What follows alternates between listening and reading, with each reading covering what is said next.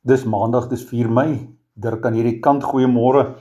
Dan 1 Korintiërs 13 vers 4 lees ons dat die liefde is nie afgunstig nie. Die liefde is nie jaloers nie. Nou die Ou Testamentiese woord vir jaloesie beteken om te verbrand of aan die brand te steek. En dis 'n goeie beskrywing van wat jaloesie eintlik doen. Daar is 'n ou legende van 'n Burmeese pottebakker. Hy was jaloers op 'n man wat 'n wasser was. En iemand wat artikels was en skoonmaak, en die pottebakker dring toe by die koning daarop aan dat die wasser opdrag gegee moet word om die koning se olifant wit te was. Die wasser sê toe vir die koning, hy moet vir hom 'n houer gee, groot genoeg om die olifant in te was. Die koning beveel toe die jaloerse pottebakker om die houer te maak, en hoewel hy goeie houers gemaak het, het die dier se gewig dit elke keer gebreek. Uiteindelik is die pottebakker geruïneer deur 'n plan wat hy self uitgedink het om die wasser te vernietig. In Spreuke 6:27 lees ons, kan jy kole in die vou van jou klere inhark, sonder dat jou klere aan die brand raak? Die kole van jaloesie word 'n vuur wat brand, en baie skade doen en vernietig.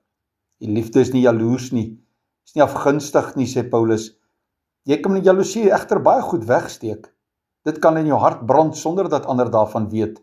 Jy kan selfs met mooi dinge besig wees, maar deur jaloesie gedryf word. Michelangelo en Raphael het kunswerke geskep om die Vatikaan te versier. As gevolg van jaloesie was daar egter 'n bitter stryd tussen hulle twee.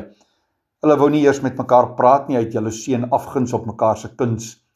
En tog was hulle veronderstel om met God se werk besig te wees. Jy sien, dikwels is jaloesie selfs verskuil agter godsdienstige ywer. So het Miriam en Aaron vir Moses gekritiseer. God wys egter dat jaloesie die rede vir hulle optrede is.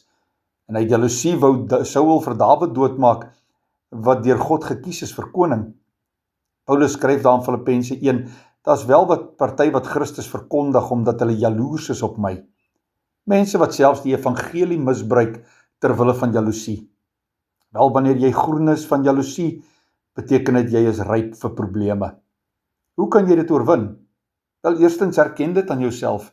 Wees met jouself eerlik daaroor. Erken jy is afgunstig oor iets van wat iemand anders kry of wat jy dink jy moet kry. Tweedens, bely dit voor die Here. Praat oor wat dit is. Sonde, noem dit by die naam. Derdens, wees dankbaar vir dit wat jy het, ook wanneer iemand anders geseën word. Vierdens, weier om jouself met ander mense te vergelyk. Vind jou vreugde en jou vrede in die Here. Wees bly met die wat bly is. So ontvang jy ook seën in die seën van ander. Here, help ons om te breek met jaloesie in ons lewens, en waar dit steeds 'n houvas het, bid ons vir vergifnis en herstel, dat ons mekaar in liefde alles sal gun. Amen.